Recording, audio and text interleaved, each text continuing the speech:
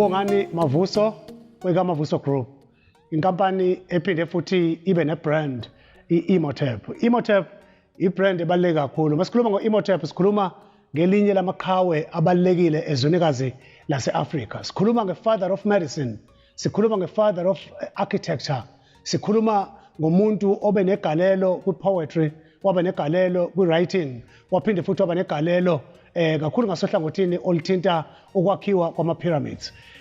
From as early as 2650 BC, yayikade iphila ngalezo khathi ngcithabuchopho yase-Afrika u-IMHOTEP, e-Egypt, eKemet. Igalelo lakhe libaluleke kakhulu ngoba ngithi let us celebrate abantu abanjengo-IMHOTEP ekutheni imisebenzi yabo nakuba waphila eminyakeni ewu-4,700 years ago. Kodwa mawubuka ama-pyramids, the step pyramids alapha eSakkara, uyabona ukuthi lo muntu waba negalelo elikhulu kakhulu emsebenzini wakhe. Sesithi njengenkampani ikaMavuso Group ake siphakamise-ke isandla sithi siyamtusa u-IMHOTEP nge-contribution yakhe kwi-field ye-learning, nge-contribution yakhe kwi-field ye-education, nge-contribution yakhe kwi-field ye-medicine, nge-contribution yakhe kwi-field ye-architecture. Sithi IMHOTEP i-role ne-contribution oyidlalile kakhulu kwi-education sector, kwi-science, nasohlangothini oluthinta the ancient form of writing okungama-hieroglyphics ibaluleke kakhulu. Siyamcelebrate-ke manje sithi uma ugqoke i-cap ye-IMHOTEP siletha leyo consciousness kuwe njengom-Afrika, leyo black consciousness ethi be proud of the great forefathers ababamba iqhaza elikhulu kakhulu ekutheni sibe la sikhona khona. Njengoba ubona nje this cap iphinde futhi ibe ne-map yase-Afrika, iphinde futhi ithi IMHOTEP.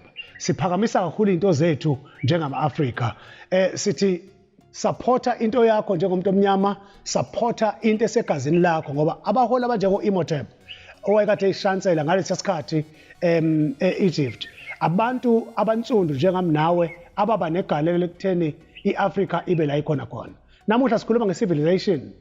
I-civilization ayingeke ibe khona if babengekho abantu abanjengo-IMHOTEP eKemet, e-Egypt ngalesi sikhathi. Mina njengomuntu one-interest kakhulu ey'ntweni zethu ze-culture, ze-history, ngithi asibuyeleni ey'ntweni zethu siphakamise okwethu. Let's be proud of lento esenze saba yilokho esiyikona kuze kube inamuhla. IkaMavuso Group njengoba uyibona nje ilogo yethu iphinde futhi mawuyibheka inane map yasezwenikazi lase-Afrika.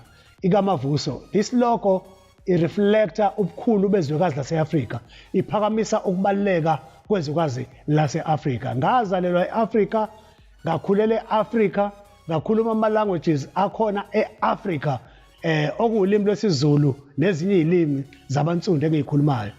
Ingakho ngithi kubaluleke kakhulu ukuthi siphakamise izinto zethu. IMHOTEP omunye wabantu abahlonishwayo e-Afrika. Kuncane kakhulu okubhaliwe ngaye, kuncane kakhulu okukhulunywe ngaye, kodwa kubalulekile.